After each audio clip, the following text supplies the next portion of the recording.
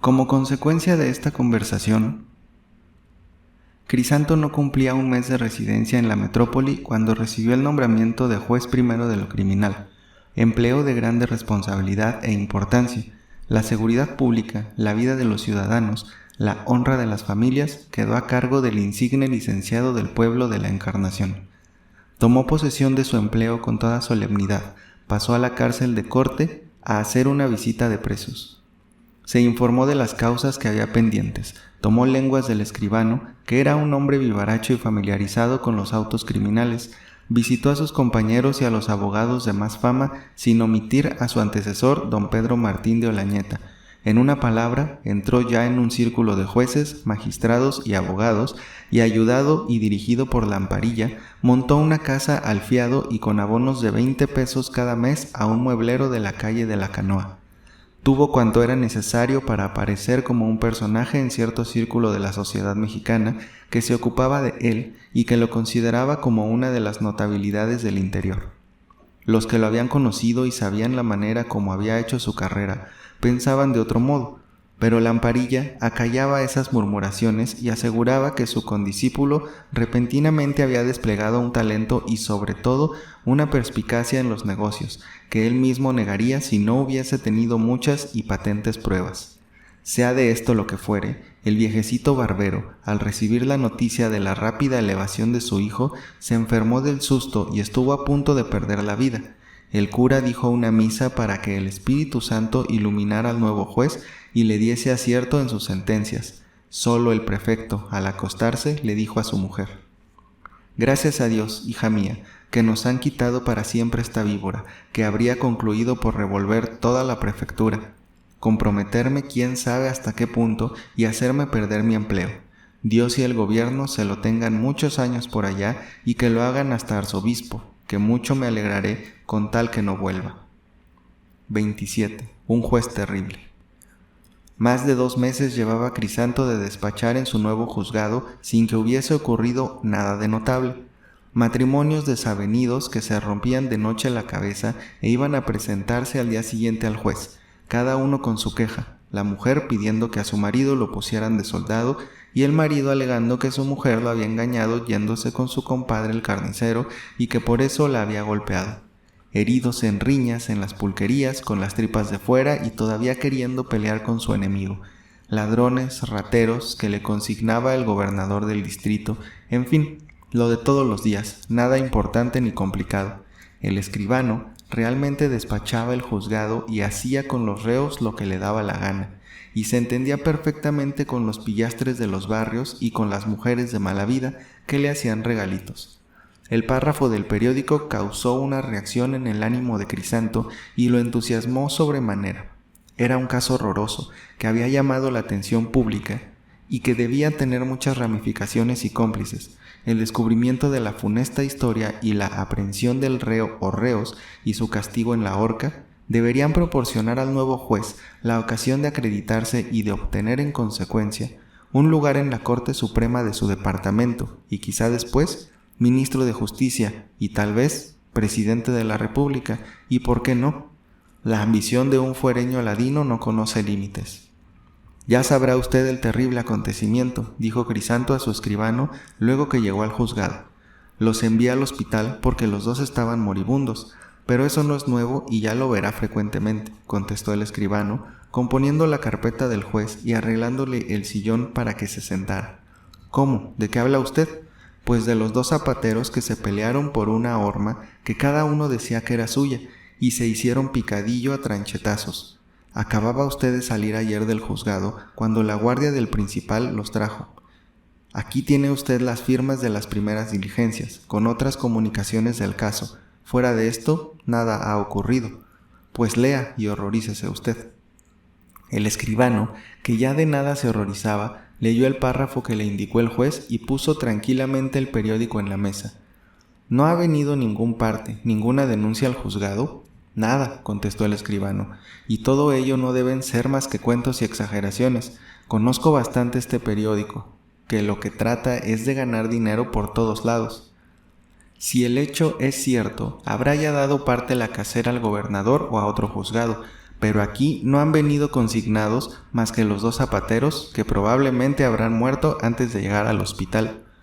Los crímenes deben perseguirse de oficio, y si han dado parte y otra autoridad conoce del negocio, ya lo veremos.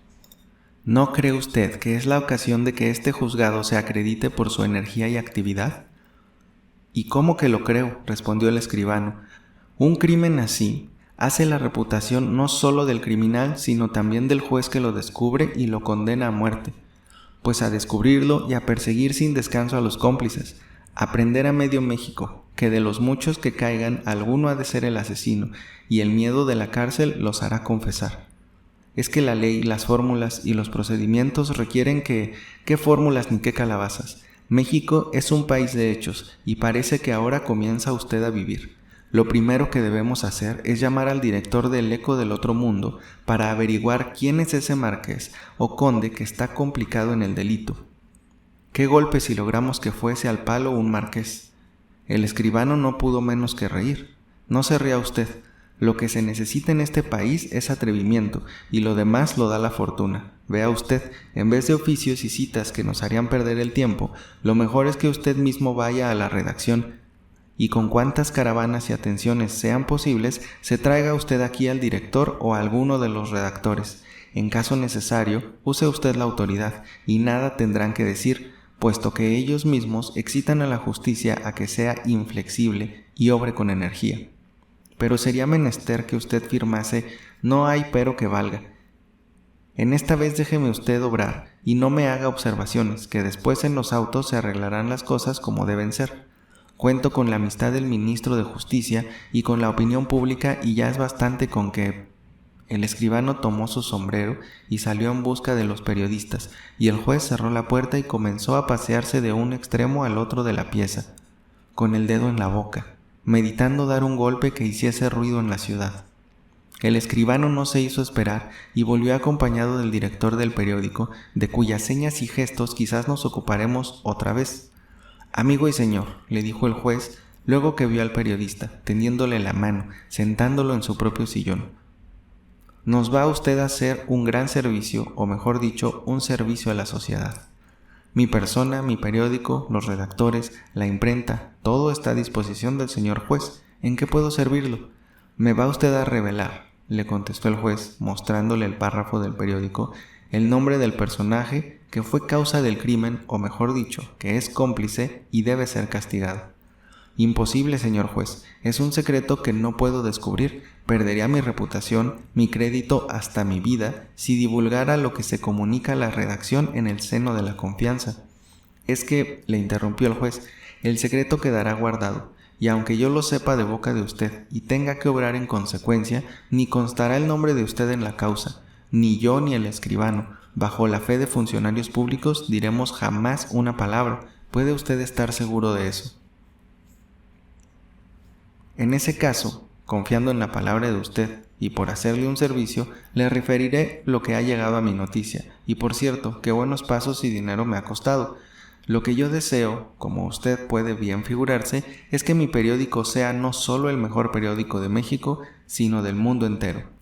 Lo comprendo muy bien, y ya ve usted que el juzgado, que es el primero en acatar la opinión pública y que considera a la prensa como un cuarto poder, va a proceder con tal actividad y con tal energía que le aseguro a usted que antes de 4 semanas serán ahorcados en medio de la plaza los principales reos y sus cómplices. Espero que el diario de usted apoyará las providencias del juzgado. ¿Con qué vamos? ¿Quién es el famoso marqués?» El director miró a todas partes, se aseguró que la puerta estaba cerrada y acercándose al oído del juez le dijo: «El personaje aludido en mi diario es nada más y nada menos que el rico y poderoso conde del Saúz». «¿Es posible?», dijeron a una voz el escribano y el juez. «Ni duda cabe en ello», continuó en voz baja, «y si ustedes supiesen qué casta de persona es el conde, no se asombrarían. Malas lenguas dicen que, como Otelo, ahogó a su esposa entre las almohadas. A una hija única que tiene le da un trato cruelísimo y le impidió que se casara con un guapo y valiente oficial que abandonó su carrera y se perdió para toda la vida. Por el rumbo de la Cruz Verde mantiene una querida, por la calle de Cocheras mantiene otra, por la de Tlaxpana otra, y siempre anda a cuchilladas con los jugadores y canallas con quienes se junta. Vaya, es el mismo diablo en persona. El coronel Vaninelli sabe bien esas historias, y un día se dieron buenas estocadas él y el conde, precisamente por el asunto del oficial y de la hija. El juez, que como hemos dicho era un fuereño y que no sabía esas viejas historias escandalosas de México, estaba asombrado, y al escribano mismo, que trataba con gente de otro círculo, no dejaba de interesarle la conversación del director de El Eco del Otro Mundo. Como el señor juez podrá fácilmente adivinar, continuó el periodista, el conde protegía al carpintero para gozar de su mujer, porque así son los ricos, nada hacen de balde. El carpintero aguantaba o no aguantaba la carga, pero el caso fue que se cansó y un día, celoso y frenético, hizo picadillo a su mujer. Las vecinas deben ser cómplices porque ocultaban unas veces el conde en sus cuartos, otras entretenían al carpintero mientras la mujer se componía las ropas y aparecía como lavando trastos. Ya usted me comprende. Manejos que tienen la mayor parte de las mujeres para disimular sus maldades. Ahí tiene usted, señor juez, averiguado el crimen y la causa de él y todo cuanto usted desea, pero por Dios, la mayor reserva. Mi vida va de por medio, y si el conde llegase a saber algún día que yo, me daría más estocadas que pelos tengo en la cabeza. Pierda usted cuidado, empeñamos solamente nuestra palabra de guardar el secreto, volvió a decirle el juez estrechándolo afectuosamente la mano y acompañándolo hasta la puerta del juzgado. Tenemos el hilo, dijo el juez sentándose en su sitial y restregándose las manos. Creo que sí, contestó el escribano, pues a proceder, y no haya misericordia con nadie, ejecute usted lo que yo mande. En consecuencia de esta determinación, 4 hombres y un cabo de infantería que estaban de guardia en la acordada, precedidos de un ángel del juzgado, se dirigieron a la casa de vecindad donde se perpetró el crimen y otros 4 hombres y un cabo a la calle de Don Juan Manuel. Mientras que los soldados, con sus mal ajustados uniformes y mordiendo a excusas del cabo un trozo de pambazo, caminaban a su destino, diremos cómo la casualidad hizo que El Eco del Otro Mundo tuviese noticia del suceso antes que el periódico oficial, que el licenciado don Crisanto y que el mismo gobernador del distrito. Entre los muchos vecinos de la casa había una familia que tenía 2 hijos aprendices en una imprenta donde se publicaba El Eco, y uno de ellos, el más listo y vivaracho, era el encargado de llevar las pruebas al director, el cual, al devolvérselas, preguntaba si había algo de nuevo en la imprenta o en la calle.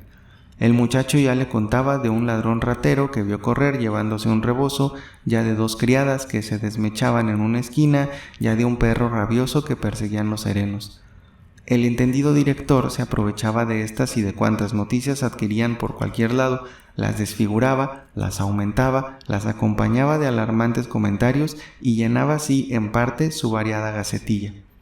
Un día, antes de las 8 de la mañana, entró el pilluelo sofocado, sin poder articular bien palabra y su fisonomía todavía demudada, con un rollo de pruebas en la mano que había guardado en su casa por habérsele hecho tarde en la noche.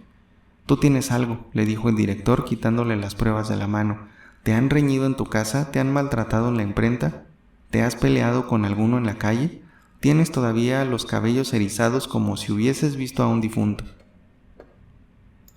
«A una muerta», le contestó el aprendiz con voz asustada y limpiándose los ojos como si la viera delante. «Siéntate, tómate ese trago de vino, coge la copa, no la vayas a tirar y cuéntame lo que has visto para que salga inmediatamente en el periódico». El director alargó la copa al muchacho con un sobrante de vino de Jerez, gritó al portero y lo mandó a la imprenta para que no saliese el periódico hasta que él fuese personalmente. El aprendiz más repuesto de la carrera y del susto le contó lo que sabía antes, lo que había oído y lo que había visto al salir de su casa para traerle las pruebas. Lo que oyó y lo que vio lo tenemos también que referir. Según recordarán nuestros lectores, Evaristo salió de la casa dejando la llave a la casera y encargándole la entregase a Tules cuando volviese y prometiendo regresar pronto. La casera ninguna importancia dio a este encargo, que no era el primero, menos pudo sospechar nada. Colgó la llave en un clavo y continuó sus habituales ocupaciones. A las 12 del día ni Juan había vuelto con la leche, ni Tules ni Evaristo habían regresado. Un tanto alarmada salió al zaguán a espiar un rato por si los viese venir. Las moscas cubrían los restos del carnero y algunos perros asomaban el hocico por el zaguán. Dieron las 3 de la tarde y la casera volvió a descolgar la llave y a salir al zaguán, ni sombra de los vecinos. La ausencia de Juan era lo que más ponía en cuidado a la casera. Llegó la noche y con ella las sospechas, los comentarios y pláticas de las vecinas, que resolvieron esperar hasta el siguiente día, dejando los trozos del carnero en el mismo sitio. Pensaron que una borrachera de Evaristo lo habría detenido en unión de Tules y del aprendiz en una casa de la Viga, donde habían averiguado que solía tener fandangos. Al día siguiente, la cosa era grave, la casera atarantada, no sabiendo a qué atenerse, pues las opiniones de las vecinas eran contradictorias, se decidió por el voto de la mayoría y triunfó la curiosidad, propia de las mujeres. Descolgó por 4ª vez la llave del clavo, se asomó al zaguán para ver si divisaba a alguien y, perdiendo ya la esperanza del regreso de los ausentes, entró resueltamente al patio y abrió la puerta del taller. Ella y las vecinas se precipitaron, pero un olor acre de sangre y de muerto las dejó estupefactas y clavadas en un lugar. A pesar del cuidado que todo criminal tiene para hacer desaparecer a las huellas de su delito, el cuarto presentaba a primera vista un aspecto singular, que denunciaba el crimen, que no había podido ni siquiera paliar el sacrificio del borrego. Sillas rotas, instrumentos regados y en desorden, tablones de madera torcidos, retazos de enaguas y de mascadas hechos trizas y manchas de sangre en el suelo, en las paredes, en todas partes. Las vecinas, en cuanto pudieron hablar y decirse algo, reconstruyeron la escena sangrienta como si la hubiesen visto. La muerte del carnero no había sido más que un pretexto. Tules, asesinada por su marido briago y furioso, debía estar allí, o entre los tablones y aserrín, o enterrada debajo de las vigas. El aprendiz lo había visto todo y escapado como por milagro del furor del salvaje. Había corrido lejos, quién sabe a dónde, para no volver más, ni sospechas de que el pobre muchacho, que sabían las vecinas amaba a Tules como su único apoyo, hubiese tenido parte, mientras el tornero estaría ya lejos, quizá en Riofrío, refugiado con los bandidos. La justicia no lo cogería nunca, imposible, y sobre todo esto descubrieron y trajeron a colación la vida pasada de Tules y de Evaristo, la visita del conde, los golpes que recibía Juan, y cada uno dio su opinión. El muchacho de la imprenta que vio y oyó todo esto, corrió con el rollo de pruebas a la casa del director. Su hermano se había marchado antes, y el padre y la madre, reflexionando que la cosa era complicada, cerraron su puerta y salieron inmediatamente a buscar otra casa en que mudarse. La casera reconoció que había cometido una grave falta al abrir por sí y ante sí la puerta de una casa ajena sin dar parte a la justicia, y las vecinas asustadas a nada se decidían, ni querían ir a buscar al alcalde, ni declarar, ni mezclarse con la justicia, que cuando menos les haría perder su tiempo llamándolas todos los días a la acordada a dar declaraciones. En esto estaban y discutían el modo de evitar tales peligros, cuando, haciendo ruido con las armas, hizo una repentina irrupción en el zaguán el piquete de soldados, precedido del agente del juzgado. «Silencio, y dense presos de orden del juez», dijo con voz imperiosa, «todo el mundo aquí». Las vecinas vociferaron a un tiempo, protestando su inocencia y reclamando la arbitrariedad que se cometía prendiéndolas sin escucharlas y antes de saber lo que había pasado, que ellas mismas, si lo habían adivinado, no lo sabían en realidad. Las más avisadas, aprovechando el primer momento de confusión, se esquivaron y se marcharon a la calle. Las más bachilleras y resueltas rodearon a la gente y continuaron vociferando, intentando también sollozar y derramar lágrimas para ablandarlo. «Silencio, que nadie salga y a cerrar la puerta, y lo que tengan ustedes que alegar lo harán ante el juez, que mi deber es averiguar en dónde está el cadáver y llevar a todo el mundo a la cárcel». El cabo retiró de la puerta a algunos curiosos que ya asomaban las narices, colocó un centinela y con el resto de su escasa fuerza hizo un cerco para que las vecinas no intentasen entrar a sus cuartos. «Venga aquí la casera y algunos que ayuden a lo que se va a hacer». La casera, pálida y tartamudeando, hizo como pudo una relación de lo que sabía. Confesó de liso en llano que por curiosidad había abierto la puerta del taller. El agente comenzó por registrar cuarto por cuarto y en 2 de ellos se encontró un hombre que o de veras estaba dormido o lo fingía, por no mezclarse para nada en el suceso. Otro afectaba la mayor indiferencia, cosiendo tranquilamente un pantalón, pues era oficial de sastrería. Estos deben saber lo que ha pasado o ser cómplices, dijo el corchete fijándoles la vista. Por lo demás, no encontró ni armas, ni manchas de sangre, ni indicio alguno. Recogió, sin embargo, tijeras grandes, tenazas y cuanto encontró de acero o fierro. A los hombres les intimó que quedaban presos y con ellos se fue al taller y los obligó a que comenzaran a despejarlo. Hubiera sido mejor que el señor juez hubiese venido en persona, pensó el agente, fijándose en las manchas de sangre, en los destrozos del carnero, en la confusión y revoltura del cuarto y en los fragmentos del sillón de terciopelo y oro que aún conservaba su olor de iglesia y de incienso. Registrados minuciosamente, pavimento, rincones, astillas y tablones, nada se encontró. Entonces, por indicación de la casera, se levantaron las vigas del cuarto y de entre el aserrín ensangrentado y húmedo sacaron el cuerpo casi desnudo de Tules. Un soldado salió a la calle y volvió con 2 cargadores. En la escalera que servía para encender el opaco farolillo de la casa se colocó el cadáver. Los cargadores con sus cuerdas lo ataron a los barrotes y se lo echaron a los hombros. 6 u 8 mujeres, el oficial de sastre y el fingido dormilón fueron incorporados y la comitiva así, en cuerpo de patrulla, salió de la funesta casa de vecindad y se encaminó a la acordada. Con el trote de los cargadores las cuerdas se aflojaron y ya colgaba una pierna desnuda de Tules por un lado, ya por el otro se columpiaba un brazo que rozaba la cara del cargador que iba delante. Varias veces, antes de llegar a la cárcel, descansaron para atar mejor a la muerta y componerle sus desgarradas ropas. En el tránsito, la gente curiosa iba delante y detrás de la comitiva y aumentaba en cada calle, de manera que cuando llegó a la acordada era un verdadero tumulto, de donde brotaba un ruido de voces, chiflidos, gemidos y recriminaciones. Las vecinas inocentes, llevadas en cuerpo de patrulla, gemían y contaban su aventura a conocidos y desconocidos. Estos maldecían los cuicos, nombre con que el pueblo designa generalmente a los agentes de policía, y los soldados rechazaban la gente. Se abrían paso y trataban de impedir estas conversaciones. Así llegó esta fúnebre procesión. Tules, amarrada en una escalera, fue colocada en la puerta de la cárcel a la expectación de los curiosos. Quedando de facción los 4 hombres y el cabo y los supuestos cómplices subieron al juzgado, donde nuestro enérgico juez esperaba con impaciencia. El juez, grave, majestuosamente sentado en su sillón, y el escribano con media resma de papel de actuaciones delante, comenzaron el interrogatorio.